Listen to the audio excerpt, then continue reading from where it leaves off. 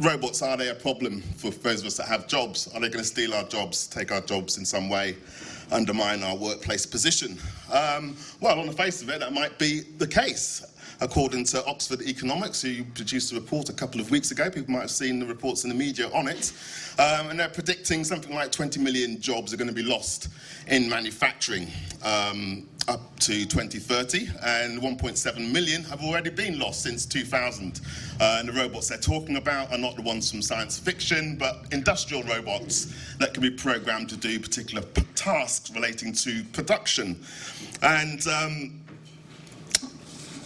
The Guardian talks about, there's a little quote from that survey by Oxford Economics. The global analysis of 29 advanced economies found that each new industrial robot eliminated as many as 1.6 manufacturing jobs on average. In the lower income areas of the nations in the study, this figure rises to 2.2 jobs, with 1.3 jobs lost in richer areas, and you can see that in the PowerPoint, the one at the bottom. I hope that's big enough, but you get the idea. And so the first thing we can say about robots is that they're going to place themselves within the currently existing class stratification of Britain and other advanced countries and increase inequality. That's to say that in the more skilled areas, take a look at the map, and of the regions of the UK. Let's look at just because we are in the UK, but we can apply this to other advanced countries. And where are the places that are going to be on the vulnerability index, as Oxford Economics calls it?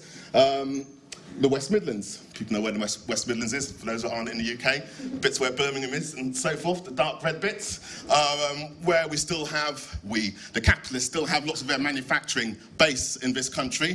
Think of autos or cars, as we call them in this country. That industry is still there. There's also bits of it in Sunderland, as it happens, but that legacy is still there, and that skilled labour is still there, and semi-skilled labour and non-skilled labour, and the car plants and so on, and the supply chains, etc. So that'll be a place that'll be vulnerable to the spread of industrial robots. A strange place is Cumbria, where Windscale lives, now called Sellafield. Wasn't quite Chernobyl, but they had a fire there, they covered up. But anyway, but that has some manufacturing, and it has little pockets of manufacturing in a very rural setting, which means that actually that's quite prone to penetration by robots in those particular, relatively small sectors, but quite big for places like Cumbria, which is a very rural environment. Then you look at the blue bits, and the blue bits, you'll see for all of those of us who live in the north of England, and are into that north-south divide thing, and all the money's going to the south, and the stockbroker belt, and London, well, there you see it. Places with the higher incomes, which kind of correlates, it doesn't necessarily under capitalism, to higher skills. Those places are going to be less susceptible to penetration by robots. And when you do have robots, you can see a little bit of pink where the London conurbation is, because it's in a very high cost labour region where there are robots. There'll be very, very high-end robots, very, very expensive, and doing quite expensive work, capital-intensive work. So, for example, in pharmaceuticals, perhaps, other very, very technically difficult areas to operate in, and therefore more expensive. So, there's also been a report by the Work and Technology Commission of the UK Parliament, which Yvette Cooper is chairing. That's been looking at the evidence for the past couple of years in terms of the impact on work. And let's pull a couple of things out from that. It says that 80% say that their roles have been affected in some way by technology. That's quite a big proportion of all of us. So we're not just talking about robots, we're talking about automation in general. And in a digitized era, we're talking about software and the impact of computerization on the workplace. So 80%, that's a very, very big figure. And 58% disagree with the statement, my employer gives me the opportunity to influence how new technology is used in my workplace. Or put that around another way, they don't tell us anything about it, and they just dump us with these new ways of working to get more surplus value out of us, which we'll come to. Yeah, so it is having an impact. So let's move on. Just before I do move on, it's worth just mentioning the places which, because we know about the industrial setting, which tends to be in manufacturing, where robots are being used, but also it is spreading, and growth areas would be what they call professional services. So logistical systems, 160,000. This is according to the International Robotics Federation. 160,000 units. Public relations, which is not talking about PR and scanning the internet for mentions of the company so you can go and make a press release about it or something. But public-facing robots, which is happening in Japan, and will probably happen a bit more in Japan because they don't have any immigration. They have a massive labour problem of an ageing problem, an ageing workforce. They're going to need to try and sort that out, and they can't get the labour, so there's an imperative to use other means. That's going to be growing, 30,000. Defence application we know about. We might have seen the applications that Boston Dynamics was working on, funded by DARPA, the US defence industry research arm, which had very animatronic robots which could run around. Big dog. I know people have seen that on the internet. So that's happening. Field robotics. Agriculture is susceptible to, and that's been happening for some time. Combine harvesters are huge machines which they use to get in the grain, and are very, very suited to places like Iowa. Big, huge planes that go on for literally hundreds and hundreds of miles. When you can just go in a straight line, they're quite easy to automate. And because there's going to be a lot more of that, I imagine. And the smallest category is powered human exoskeletons. You know, sticking bits of machines onto people to make their lives better or to get them to work better. That's also likely to be a growing area. To move on quickly.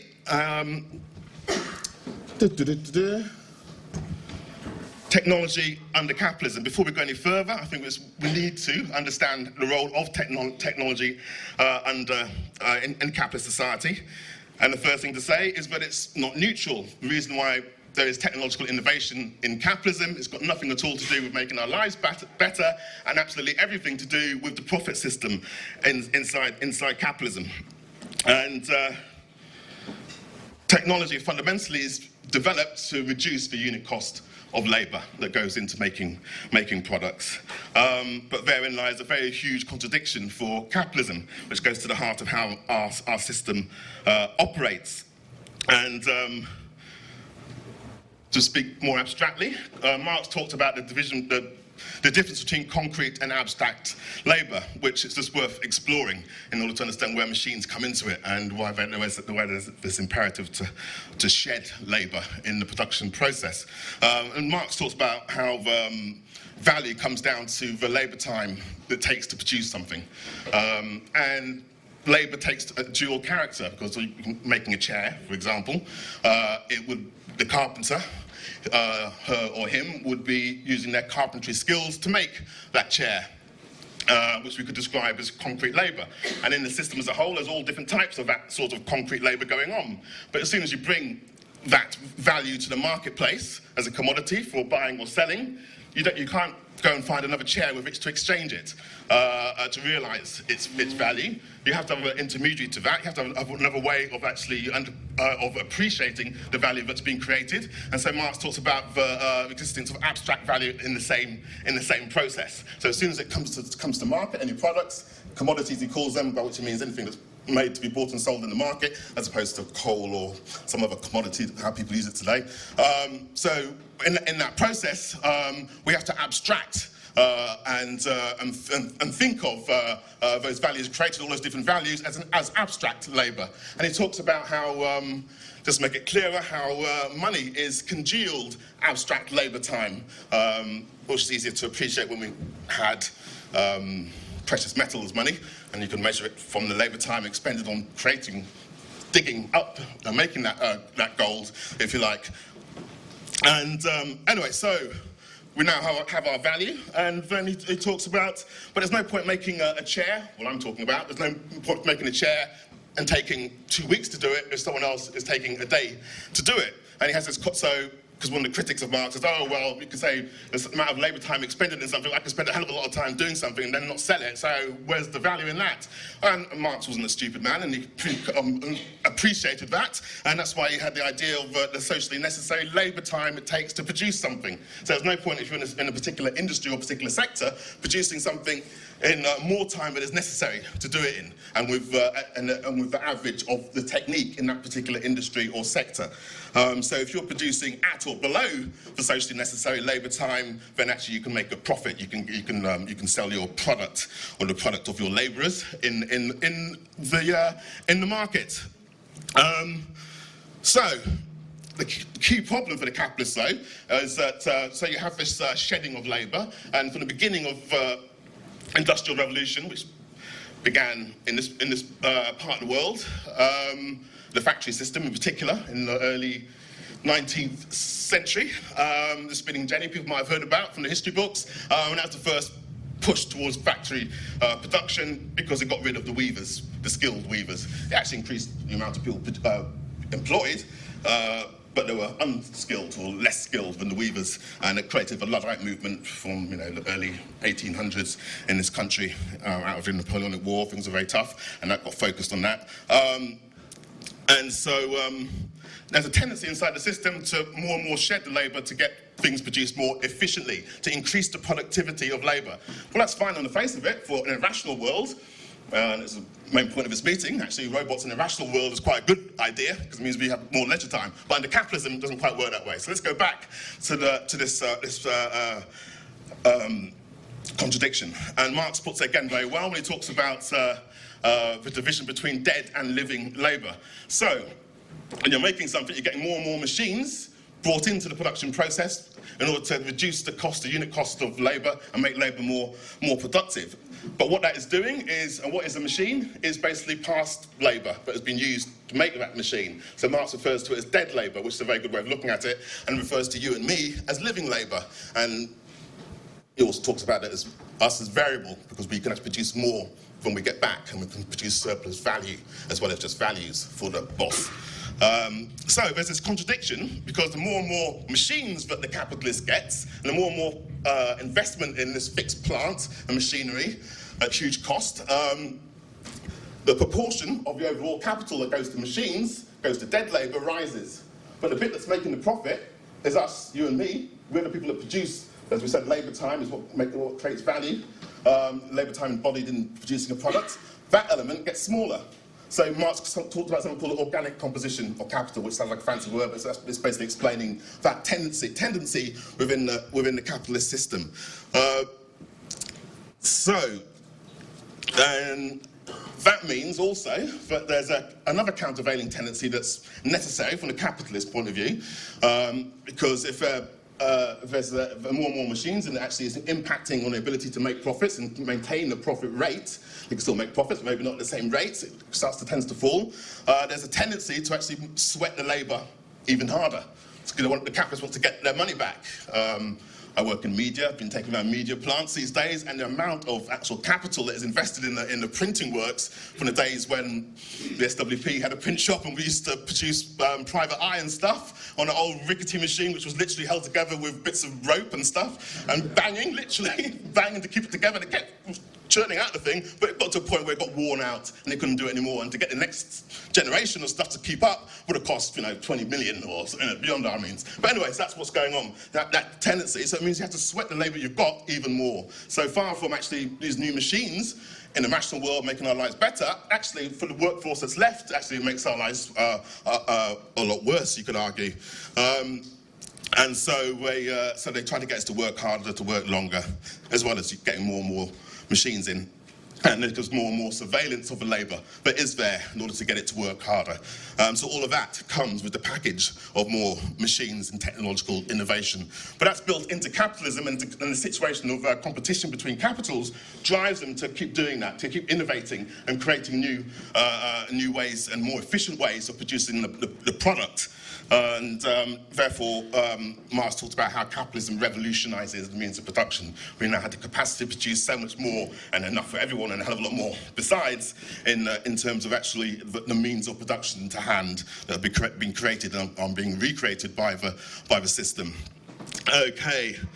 I was going to leave a little quote from Marx. I guess let's do it, which I'll just quickly explain the charts. The one at the top, GDP growth, which is this is the thick line at the top, and then underneath it, productivity growth and population growth. And you can see that productivity growth has been collapsing since the 2000s, and this is for the United States, I should say, and the population growth has been declining. So put those two things together, less people, which relates to the Labour theory of value, and getting less out of the machines over time, more and more of their spending in terms of the profit. Put those two together, and you get the GDP growth also declining since around 2000.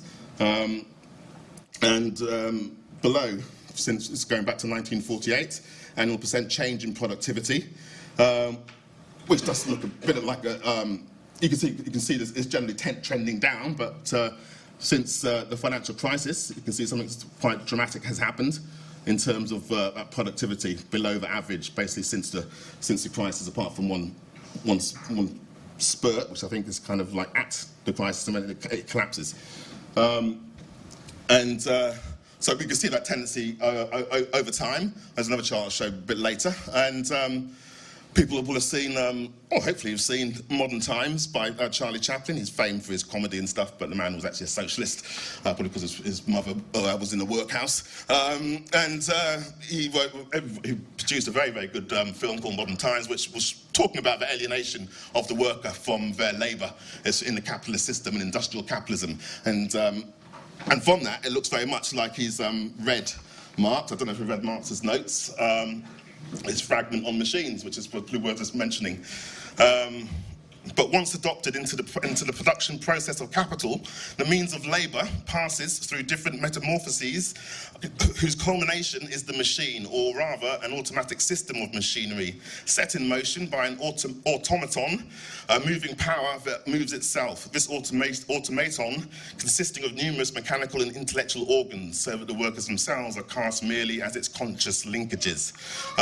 Talking about how the introduction of that machinery subjugates the worker to the machines, and in turn subjugates the worker more so to the capitalist boss underneath. And you see the fusing of the worker and the machine beautifully portrayed by Chaplin in Modern Times. Okay. So just robotics, digitization, artificial intelligence, and all of that, or put loosely, the digital economy. Does that challenge capital accumulation as we've just described? And does it challenge the basis of Marxist economics, in truth? I think not, but let's see what people say who think it may do. I won't go into too much detail because I'm going to run out of time. Richard Barlbrook is worth looking at in his high-tech gift economy. He talks about how workers can escape the controls of the shop floor in the new information and knowledge economy, which is based on increasingly distributed information.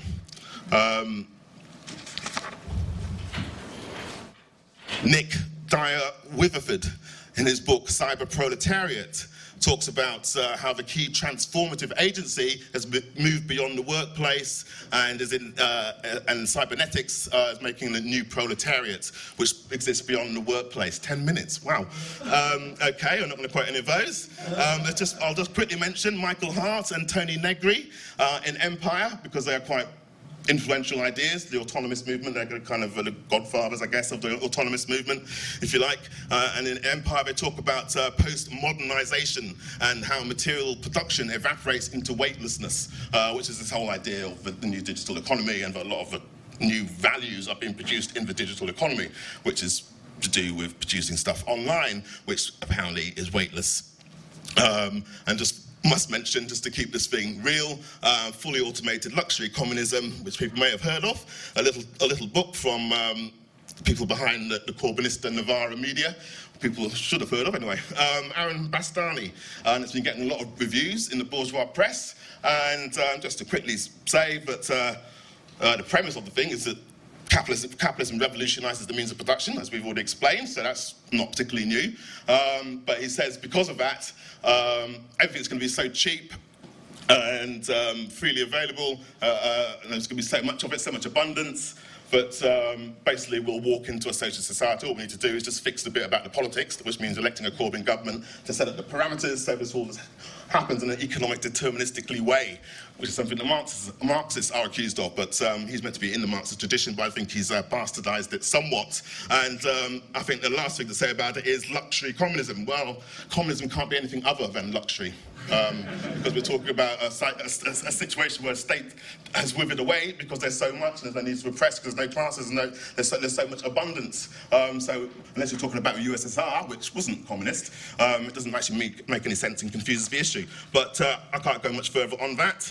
I did meant to mention, I should say, Paul Mason as well, in his post-capitalism comes out with similar stuff. It's just worth saying that his argument kind of rests on a bit from what Marx talked about in terms of mental labour. And the first copy costs a lot, and then after that, subsequent copies are much less. So if you produce a great work of science, once you've done that, you've discovered relativity, everyone else can absorb it free. So Marx talked about it in that sense, but that's been used by Mason in his post-capitalism to say that it means that the marginal cost of goods, which are dominated by this knowledge economy, is going to tend towards zero, which means that. And he's not just referring to mental labour by reference. He sees this as being a fundamental change in how capitalism produces value and surplus value. And if that's true, it means that what Marx was talking about was a load of rubbish, but it isn't true. Put it succinctly, so I'm running out of time why it isn't true. But the product of mental labour, all that digitisation and the digital economy, the sharing economy, the app economy, all those other ways of describing it, that doesn't exist in weightlessness. So, for example, we've got Amazon, which is you buy your stuff from Amazon, and it can feel weightless because you're looking at a computer screen, and you're just buying something from Amazon, and you've got a digital representation of it on the screen, and then it just turns up on your doorstep. But it forgets about, obviously, the production of the item that's being sold by Amazon. It forgets about, actually, the transportation of the item that's being sold by Amazon, which is why, logistics is a growing part of automation and robotics and so forth. And so there seems to be a grain of truth in what they're saying, but actually, when you break it down, there isn't. And far from being weightless, actually, Amazon is a huge corporation. Actually, a corporation that makes no money, but doesn't make a profit. But that's another question in terms of how capitalism works, because they'll still give them money to them in the expectation that there will be a profit in 10 years, 20 years, or what have you. But nevertheless, anyway, it now owns what, a quarter of the internet in practice, Amazon, in terms of all the servers, the AWS. Amazon Web Services that run half of the frigging internet, half of the commercial bit of it anyway, and including some of the CIA, apparently. So maybe you don't want to put your stuff on Amazon. But anyway, and Uber, for example, a taxi firm without any taxis. So that does seem weightless also. Seems slightly immaterial, not on the part of Uber, who don't own anything. But actually they do. It's a legal fiction that we as socialists and trade unionists are fighting about. And actually the workers at Uber themselves are fighting out about. So when Uber went on their initial public offering of their shares to the public capital market, the stock exchange, in other words, there was a strike by Uber workers. Yeah. So far from this being distributed workers who have no control over their products and that can't fight back, they got organised. Delivery workers, they got organised, and so forth. In the so-called gig economy. Airbnb, another example. I won't go, but that's obvious again. A holiday accommodation agency with no holiday accommodation. We're the ones that have got it. But people like Mason say, well, that's because we're now talking about prosumers, where it's the consumers that produce for Amazon or for Facebook, more clearly for Facebook, perhaps. So you create a beautiful cat picture, video, something that gets shared, 500,000 times, and that's wonderful for Facebook because they can pump adverts to the 500,000 viewers of that thing and extract a profit from your activity. Is one argument, but it doesn't get around the fact that Facebook is a massively centralised organisation. The FANGs, as the acronym implies, this group of new robber barons, if you like, Facebook, Amazon, Apple, Netflix, Google, the last of the fangs, are huge corporations, far from being weightless, far from being footloose and fancy-free, and they can, and the digital artisan being able to just plug in and actually deliver work anywhere, anytime, under more of their own control. That's not the case at all. These are highly centralized organizations, typical capitalist organizations, which reflect what Marx talked about in terms of a tendency towards greater and greater concentrations of capital and greater centralization of capital. In other words, ownership, who owns it. And all of that is happening. It's happening right under the noses of the state, which is their state, so we shouldn't be too surprised, but also the politicians who say they're meant to represent us, but do nothing to stop the development of these monopolies over huge areas of life in Britain and around the world. And they are classic conglomerates in the capitalist fashion. And I forgot to mention, oh no, I haven't moved this on either, have I? Yeah, that was going to be an example of how robots can change things fundamentally, just worth, in terms of the possibilities. And there's a place called 16 Psyche, which is up near Jupiter, between Jupiter and Mars. And they're sending a mission there in 2022. And if they mined all of the precious metals that are on there and brought them all back to Earth, each one of us would have several $1 billion in their terms of looking at values and wealth. And what would be the impact of that in terms of capitalism? Well, it would crash the price of gold, obviously, would it ever, how would it transform capitalism? That was meant to be from an earlier part in terms of the bit about Paul Mason and those people saying that the way that capitalism has changed has fundamentally altered, capitalism produces profits has fundamentally altered. Well, that wouldn't change anything, because who would own these huge mining rigs, machines? Who would own the heavy spaceship? Well, we know already, because they're already doing it. We've got these billionaire playboys that are playing around in space. They're not just playing, because there's asteroids that are a lot closer than that also have rare earths, and that they're going to start mining. Which comes to another part, actually. But, okay, so the evidence doesn't stack up. In terms of how robots are used, also in industry, running out of time, but Mercedes-Benz was a very good example in 2016, when they had a massive push up until 2016 to bringing industrial robots. And there's something in terms of how they operated which shows you something of the limits of robots. So they found that they weren't flexible enough. So they stopped getting in more and more robots and started getting more workers back in onto the assembly line and into the factories. A challenge to capitalism, I've kind of done that. Okay. So, because I've run out of time, I've missed some bits. Just to finish, the evidence doesn't stack up. I had this up here because the picture on the left is of an automated factory floor, hands up what's missing. There would be a human being. There'd be a human being driving the forklift, for example. But a key thing about Mercedes found, and others sort of bringing in industrial robots, is things go wrong. So they always have to have supervisors of the robots, which is you and me. Because if they let things go wrong for too long, it creates a huge amount of hassle to fix it, and they lose a lot of money. So more and more we've found that they've had to have less complicated robots. They've given up on the idea of trying to make a robot do the stuff that we do and just break it down to even smaller tasks. And there's even a trend towards cobots, which are built specifically to work in cooperation with people as opposed to independently.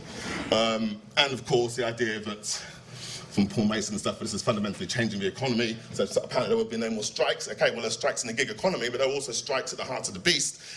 It can feel like there's a weightless society because we've shut a lot of factories. We, the capitalists, shut a lot of factories in the West, maybe, although there's still quite a lot of them. There are now more cars being produced in Britain than there were with a workforce 4 times as high as it is today. And in Foxconn, which makes a lot of gadgetry, the phones and stuff in China, they've been on strike, as well as jumping out of windows and committing suicide in our wonderful capitalist society. And I like just to wrap things up, and I've jumped ahead. The question of singularity, which basically just means that the point when artificial intelligence becomes more intelligent than human intelligence, can we ever get to such a place? And does digitization and the digital economy and that whole tendency for things to become cheaper and cheaper and so forth, and for capitalism to continue revolutionizing the means of production, more and more tech making our lives better? Well, no. I tried to explain that actually technology is not neutral.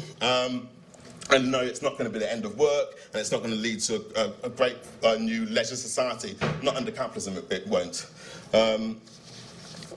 And the key thing about computerization is that when it's first introduced, it can tend to deliver initial productivity gains, but then they die off, they tail off. The payback from the point of view of the capitalist. Michael Porter, management specialist, says that, and also points out that when these new techniques are introduced, and the benefits, supposed benefits of the internet and so forth, they eventually are used by other competitors to that first capitalist that entered the space, which is something that Marx talked about, how the first person to enter, first unit of capital to enter with the new technology gets the super profits, but then others learn to do it also, and so the advantage is lessened. That tendency is already happening also. And just in terms of comparing digital technology to previous technological innovation under capitalism, well, there are some things actually probably more significant than digitization. And Robert J. Gordon, who's an American who kind of likes poking fun at the techno-optimists, he talks about how the IT revolution is less significant than the telegraph, especially in an American context, a country that size. The telegraph was absolutely massively revolutionary in terms of shrinking space. Electric light. Without electric light, there wouldn't be factories. It's a pretty fundamental thing, as well as it's in terms of the consumer environment, you and me at home. Indoor plumbing, urban sanitation, those things have probably much more impact than the birth of the internet. But I'm not dismissing the internet. Very useful, and it's very useful for the capitalists also. But actually, let's take it in context, if you like. And to finish, we hear a lot about robots replacing human beings. That's where we started out. But there are limits to robotics. There's limits in terms of just materials. Something called Moore's law, which states, I think, something like you can double the number of transistors in a chip every 2 years. With the current materials, that is. So at some point, we're going to get to a place where the current materials, that won't work. And so there are limits in that sense, unless, of course, they get to an asteroid and can get some more rare earths, which is a possibility, and that's an imperative for them to go into space industries. Although, again, rare earths aren't actually rare on Earth, just that they're a bit dispersed, so they're quite difficult to mine, and seem to be easier to mine in various deposits in China, which is a bit of a problem for the American capitalists, as we know, in the trade war that's coming up for debate. So there's those sorts of limits, but there's also the limits of how far we can get to in terms of the technology we have. That's not to say that we can't improve the technology, because that's, as we've just been spending half an hour discussing, how capitalism revolutionises the means of production, but the human brain is really quite a thing. In fact, it is the most complicated thing that we know in the known universe. So this picture, the green picture, we've got about, I don't know, 20 or 30 neurons there, which carry the kind of electrical charges around the brain. And there's 36 billion of those in the human brain, roughly. And the human brain has a memory capacity of about 1 petabyte, which is equivalent to the memory of the World Wide Web in one human brain. Not the memory of all of the servers and stuff, but the memory of the www system of addressing, so you can find things on the web and all those websites. So that's but it's not just a question of quantity, it's qualitatively different. So a computer, whatever kind of computer you talk about, even parallel computing, it's the same deal, it's serial. So you can have a few doing serial things, but it's one thing after the other. They do it very, very quickly. You compute things more increasingly, much more quickly, perhaps more quickly than the human brain. That's not the point. The point is the human brain works totally differently, and we still don't know how it works, we're just scratching the surface. And so we have, a system which is that simultaneously computes with different mechanisms at different levels, all at the same time, across the different 8 or 9 regions of the brain. And it never rests, it never goes to sleep, even though we sleep. It's a massively complicated organ that we are only just beginning to learn about. And to finish, because I know I've gone over, sorry, just to finish, labour productivity and the crisis of capitalism, again, shown a bit more clearly, output per hour worked going back to 1960, and I think you can see the trend is going down, which is a reflection of the tendency of the rate of profit to fall under capitalism. So they're in crisis. Will we ever get to a place where robots make robots and make more robots and people are non-existent? Well, theoretically we can get there, but to get there it would mean they'd have to go through a period of making no profit whatsoever, the capitalists, because they'd be building more and more machines and be less and less of us to make the surplus value. So it's hard to see how they'd get there, and the contradictions that creates in terms of actually you and me putting up with a situation where that could come about. There would be a fight, a massive fight. So there's a possibility of a dystopian future, capitalism. There's also a possibility, which I would say is more rational and more likely, of a socialist paradise future where robots work for us. So if anyone wants to indicate, I'll send the mic to you. Can we keep it to 2 minutes? If you hear me do that, can you please sum up? The man in the blue shirt. Glasses, the lady in the front, and then, yeah, we'll go from there. Right, the knowledge economy. Yeah, I'm tempted to say nothing has changed. You look in Karl Marx, Capital, chapter 15, he describes very clearly how James Bolton, the capitalist Bolton, got the Industrial Revolution started by improving the steam engine. And you know what their business model was? They didn't sell steam engines. They licensed the plans for steam engines, which is exactly the knowledge economy. So the whole Industrial Revolution got started in that way. And you look forward, and you have all this talk about lightweight and so on, and the knowledge economy. What's actually going on here? You know, you look at Hart, Negri, and Holloway, particularly goes on about free software and Linux. What does this produce? It produces monopoly. It produces not so there's a monopoly of Linux actually in the world. You don't see it, but all of Amazon, Facebook, Twitter, everything runs on Linux. Why? Because there was a lot of effort went into developing it, and nobody can afford to develop a replacement for it. So it's a monopoly. And what does that also mean? You look at this supposed communist system of Linux, according to Holloway, where everybody's contributing. More than half of the contributions are made by just 10 corporations. And it's in the hands of those corporations, and it's developed in the interests of those corporations, and nothing has changed. And then when you look in terms of into the free software world, which I'm in, and what do you find? You find hierarchy, you find nastiness, you find incredible sexism, you find that all the ills of capitalism are reproduced in this world. And so the question always is one of control. Who controls this technology? And nothing has changed. You know, things have changed, obviously. You didn't have 3D printers 100 years ago. Things have changed, technologies have changed, but in fact, the principle, monopolization, increase in exploitation, and the need to organize, to take all this technology and use it to satisfy human need instead of to satisfy profit, remains exactly the same.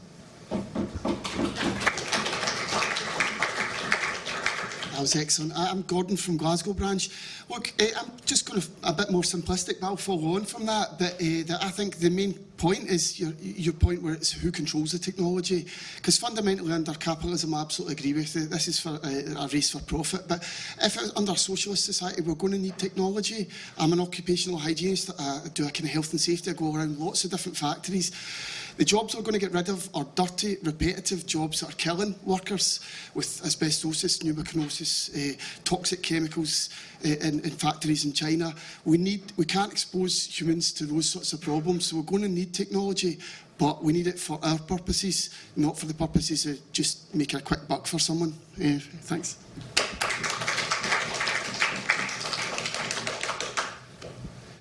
I'm going to bring the tone down horrifically and start talking about video games. I'm sorry.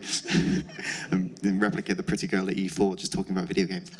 Anyway, I just wanted to come along back again on who controls the technology, because there's been, particularly among the world of video games at the moment, there's been a huge amount of movement in terms of exposing of the horrific abuses of the people who make this technology in the first place, specifically coders, you know, and the people who produce these video games, and the horrendous crunch period that they end up getting put through, which literally ends up killing some of these workers, or, you know, essentially just breaking them completely, working 80 to 100 to 120-hour weeks, literally putting themselves into drip feeds so they can keep working while they're doing this as well.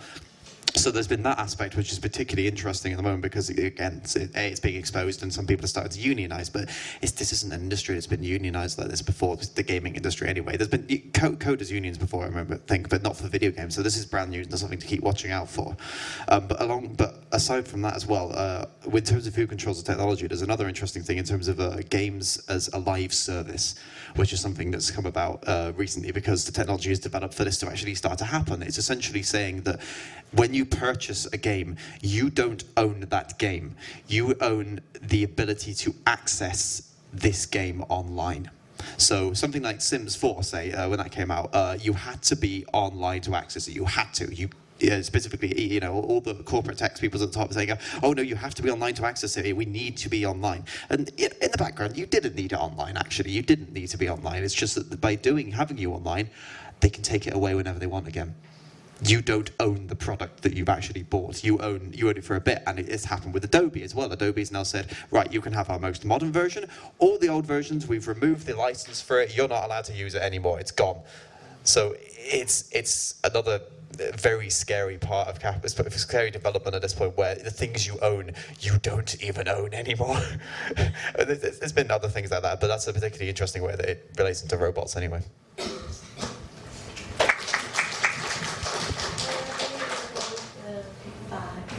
God, there's a lot of speakers, guys. We're going to have to keep it quite short.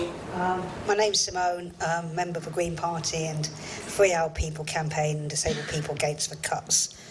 I think what we haven't discussed, which I thought might come up, is the emotional labour, the limits of technology in regards to the kind of people we want to be served by and the kind of services that will be in the future. So I'm talking about that is kind of a care industry.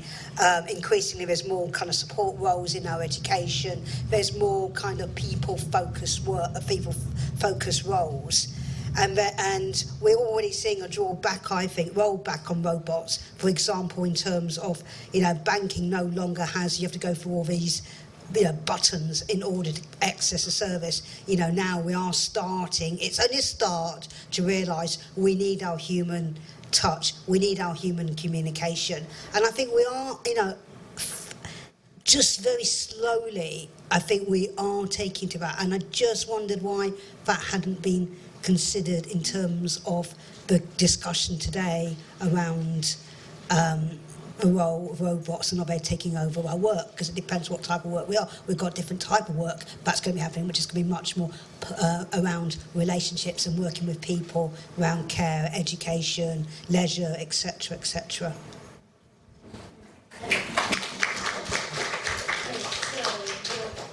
Is gentleman with the glasses over there, and then blue earrings here, and then the man behind that, and then the lady with the black hair.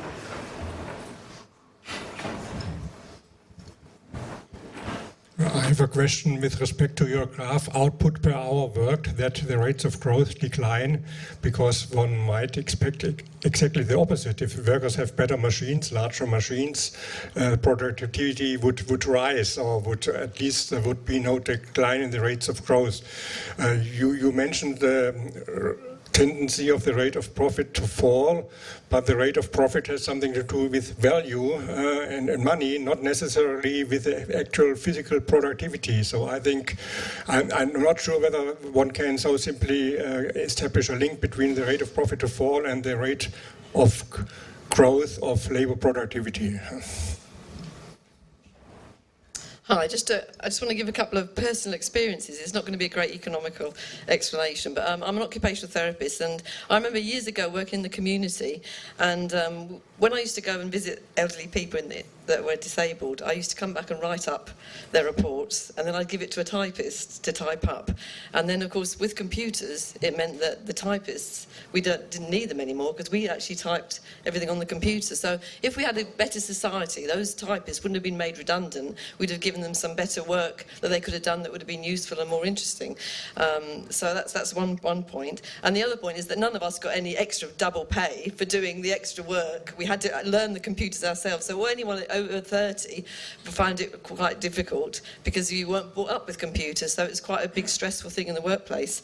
And then the other thing, I remember we were taught, oh, everything's going to be computerised and robotised, we're going to have lots of leisure time. But actually, it's totally the opposite happened. We're all on our computers, we're all on our laptops, we're all on our iPhones and iPads and whatever, trying to book. I remember when I used to go on holiday, I used to go into a travel agents and they'd book it for you. Now we do everything ourselves. So these are just little stories. And the last thing I want to say is that last few years I worked at Barts Health. And I don't know if anyone saw in the news, we had a massive virus on the computer network in Barts Health, and the whole computer network went down for about 3 days. Nobody could access medical records. It was a disaster. And the funny thing was, in my section, that all the people that are under 50 had all their visits on their computers, and all the people that are over 50 still had their diaries. So that we could still go to work because we knew who we were visiting, but the other people couldn't visit the kids because they didn't have it. It's all on the computer. So just really what I want to say is that I think, technology should be for our benefit, and we can only do that if we have a decent social society. And as Gary said, the economics of capitalism means that nothing's done for our benefit. It's always done for the few. And that's why I'm in a revolutionary party, and we need to fight to change the system. Yeah.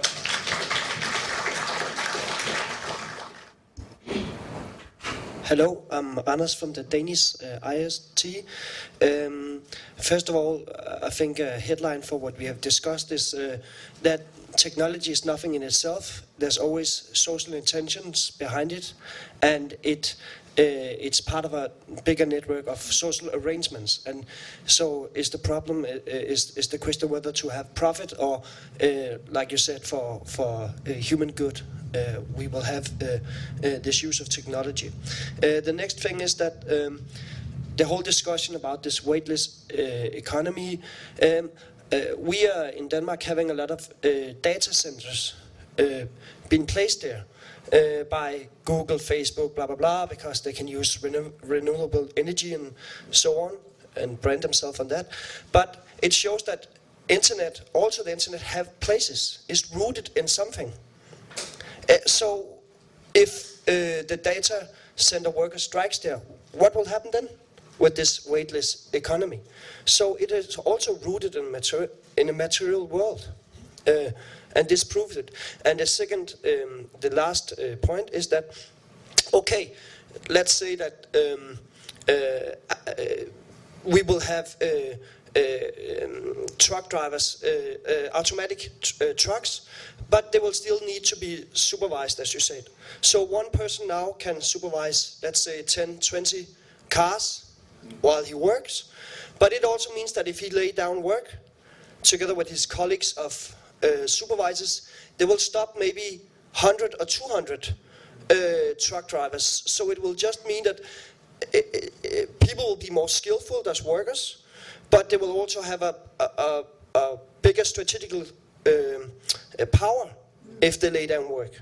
So it's, and of course there's different areas that work will disappear, and we have to fight for them being reschooled and have new jobs and stuff. But it also means that there will be this concentration of power, maybe, if we go to this new economy.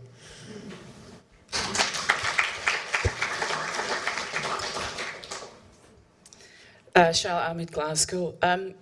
There's a couple of areas I wanted to mention. One was education, because in the public sector, I think there's potential that we could introduce quite a lot of new technology, AI. They just will not put the investment in that will roll that out to make it useful for the users of the service and the producers of the service. I work in a school. We're only just getting round to being told we're in a waiting list for them to roll out iPads for all the kids to have. I mean, we're decades behind everywhere else. So the capitalists will not invest in the technology we could use now to make life better for people, never mind in the future. But also I wanted to talk about war, because there's this sort of fantasy. I mean, you can imagine Donald Trump watching Star Wars and thinking that could be America, which of course that's what it was based on, in its original conception, with all these armies of robots and drones controlled from a centre. and controlled by America, obviously, the imperial power. But this is actually what they're trying to roll out. War is becoming more like a video game, a drone costing hundreds of millions of dollars being sent out across Iraq and Iran at the very moment. But also, interestingly, being shot down by low-tech equipment that the Iraqis or the Syrians actually have. So they've got a problem here. Are they going to invest the sort of money that is required to roll out this technology to make it useful on a mass scale to the benefit of the mass of human beings? At the moment, they are not going to.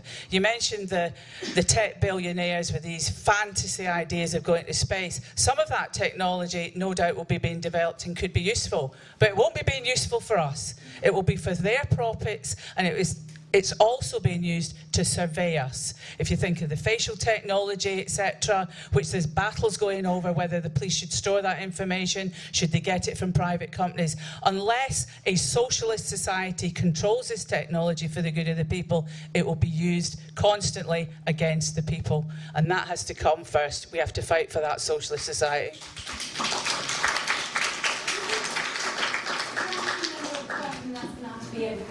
Sorry to anyone wanted to speak, but we might have time. Just going back to the thing that the man said just before that lady, about how workers will actually gain more power as technology gets better. The problem with that is that then has a lifespan. So although, say, you can cause more damage by striking because you're actually in control of more, of course, at some point the technology will then become independent. That is not unforeseeable. There'll be a point at which there is no longer any power in the people who are supervising because the technology will not require them at all. So although it is a positive to look at it like that, I think it has to be remembered that that is something that you can't rely on forever. Hi, Chris.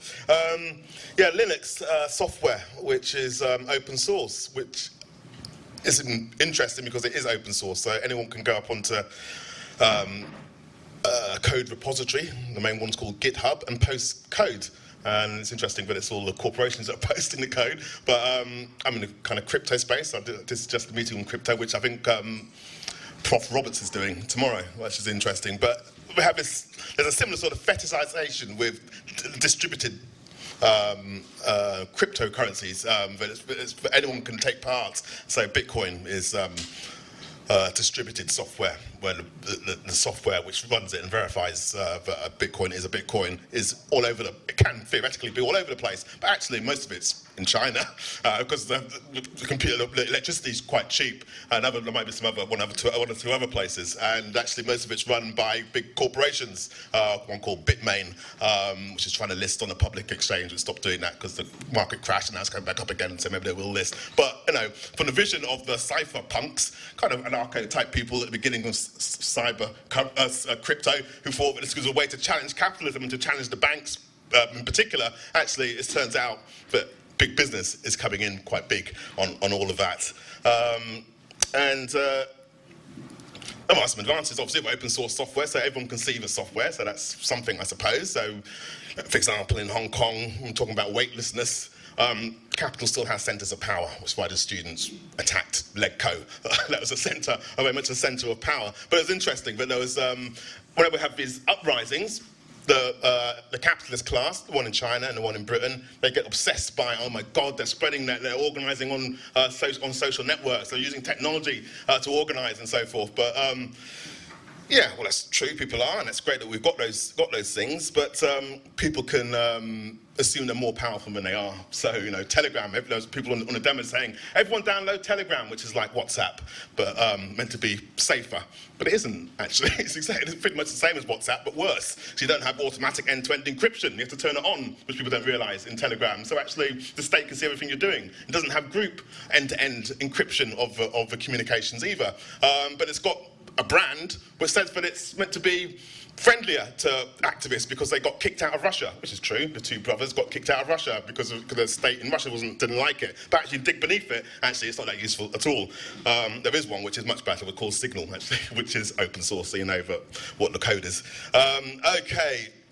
And control is a very big question that people have mentioned in terms of how they use technology to control us. And it doesn't just happen where people imagine it happens, which is like the Amazon logistics centers, their hubs all over the world. Again, very concentrated bits of capital there, where they tag the workers to make sure they're running up and down doing the picking quickly enough, which is a throwback to the Taylorism of the 1920s and 30s in the US auto industry, where they actually set up cameras and took photographs over years to see, one, to find out how workers actually made stuff, and then two, to make sure to get them to do it more quickly or more efficiently as they saw it, and to scientifically work out how long it would take to get A to B and so forth. And then doing all of that is in the so-called new economy that we're talking about today. And it's not just on the manufacturing floors. In media, it's happening at the Telegraph newspaper a couple of years back, which is a right-wing newspaper, but there is a National Union of Journalists Chaplin organisation inside the building, and one day the journalists came in and they had sensors on their desks. So the bosses knew how long people were at their desks, which, yeah, and there was a bit of a rebellion, and they got the sensors removed, but nevertheless, it's happening everywhere. And there's going to be new sites of struggle. So the TUC was in the press just last week talking about, well, the bosses were talking about it, there's a new tendency in some industries, call centres and other places, where the bosses are demanding that people put their phones into a bag, into a repository or some description before they get into work, because they're worried about the amount of time that is being leached from the labouring day by people spending, which is true, people are spending time on their computers doing things other than work, which is good, and we should have a fight over that and defend our right to post those cat pictures and do more important things, like check out what we're doing on the party WhatsApp group for Haringey and stuff. All those sorts of things we do at work, we should have the right to continue doing at work. So those will be more sites of struggle over new technology. Can't read my own writing. And I should have said that all of these networks, some people argue, the autonomous people, but we can use them to assume power. For all of these networks are beyond the control of the capitalists. This simply is not true, and we will still need to have a full frontal attack on the centres of power. Once we build up our power on our side, that is. So the same class struggle exists, is what I'm saying.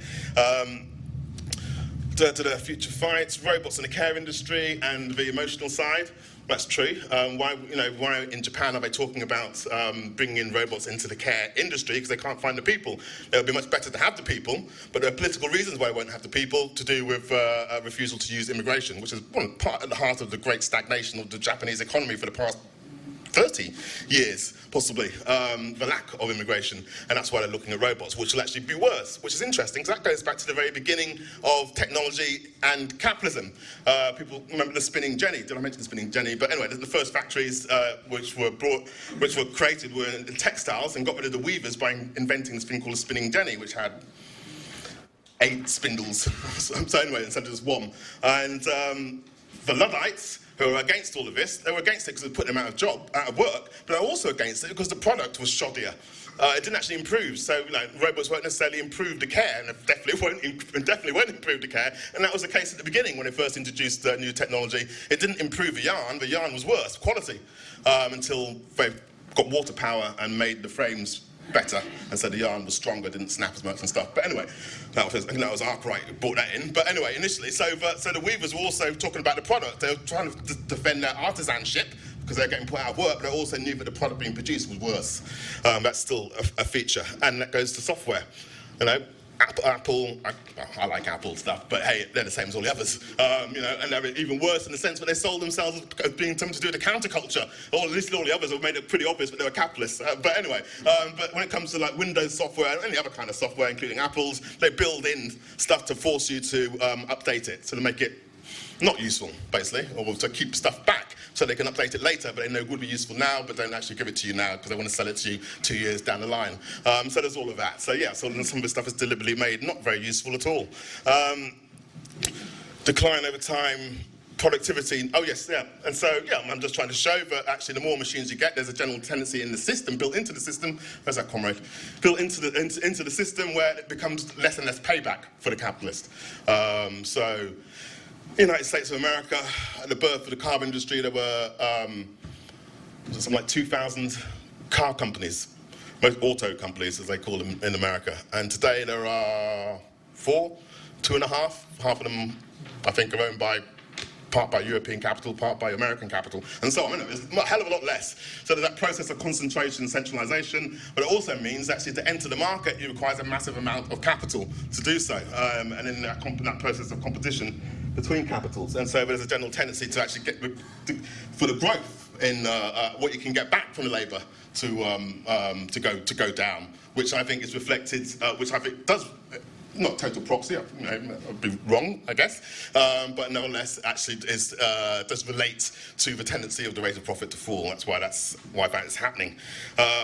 Which comrade in the chair was asking me, was intimating, which relates to this, which is the whole question of machines, and why they're different to us, and when we're talking about dead and living labour, and the fact is that a machine just passes on the value that's already within the machine and transfers it to the new thing that's being made, or whatever the output is meant to be. It doesn't create more than it already represents, which is distinct to labour, as in terms of you and me, that can produce a surplus for the capitalist. Occupational therapist. Sam, it seems like it's some sort of a liberation to have all of these new ways of doing things that seem on the face of it to be useful to us, as well as to the boss, presumably, but useful in the sense of making our job easier. But it turns out, no, that's not the case. It leads to more monitoring, and it leads to more work. And we can all come out from examples from our own experiences, and mine is in media, where it means that now we have to do videos, now we have to do podcasts, so just build a little studio at work, so we have to do all of that, now we have to learn how to use Premiere, and you can transfer some of these skills to activism, that's true, but but they force all these other things upon us, we have to tweet so many times a day, and all this other guff, and it's more work, and you can't get away from it, because the email is on all the time, 24/7, and so when you're looking at the party stuff, you get the stupid work stuff that comes up, and you think, oh, do I action it or not, or can I pretend I haven't seen it, but they know that you have seen it because you've opened it, and so it just leads to more work in that sense. So yeah, I agree. Weightlessness and data centres, people don't see the other side to the screen, which is these huge data centres all over the world, and especially ones in places where they've got renewable energy to keep the things cool. Well, and at least, and there's more concentration of power going on in these capitalist organisations that are running the show. Education, AI, you can see they want to use AI in the schools. It's quite advanced in the States. I think there's been some pushback in America with Microsoft. I think it's Microsoft is rolling something out, which lots of teachers are organising against. Which is meant to make education better, but actually it's not better than what a teacher could deliver. It's just a way of actually getting rid of some of the teachers or not replacing teachers and so forth. So they might try and apply it, but there'll be battles over that. Robots in defence, that's been spoken about, and that's interesting. It's another stage removed, because in terms of the military, and you're producing a product that's meant to destroy capital, so it's even less useful to humanity in that sense. Facial recognition. Live facial recognition has been rolled out to the Metropolitan Police in this city. They talk a lot about China's surveillance society. They have got a surveillance society in China, but we've certainly got one here as well. And I think we've got probably an equal number of cameras per person in this country as they have in China. I haven't looked at the exact figures. And there's something called live facial recognition that is now going on as we speak. And the police have been quite open about it. They've even let the researchers in to see the last few trials, and the researchers found that 81% of the identifications are wrong. Really useful. But why are they still pressing ahead of it? Because they're not averse to locking up people that are innocent. Provided they get their numbers and seem to be doing their policing and having the threat of the police hanging over the top of working people. That's their main purpose, not necessarily catching the people doing whatever crime it might be. So yeah, to summate, comrades have said it already, but it is a question of control. So these things can potentially improve our lives, but these things, technology can potentially improve things, but it's under the control of capitalism, and that's why the bits that they like about technology they use to make more money for themselves, and in the process that tends to make our lives much worse, and these will lead to battles. And we saw a huge battle in this country over desktop publishing and the move to getting rid of hot metal in newspapers. There's a huge battle in a place called Wapping, just down the road a ways, in East London, with the Murdoch Corporation, a battle that went on for a year or so. With some comrades here I know who were on the picket lines. There's a battle that we lost, but there'll be more battles like that coming up, and hopefully we'll win the battles and make sure that technology and the means of production are subordinated to the needs of humanity, as they are not at the moment. To join the Socialist Workers' Party.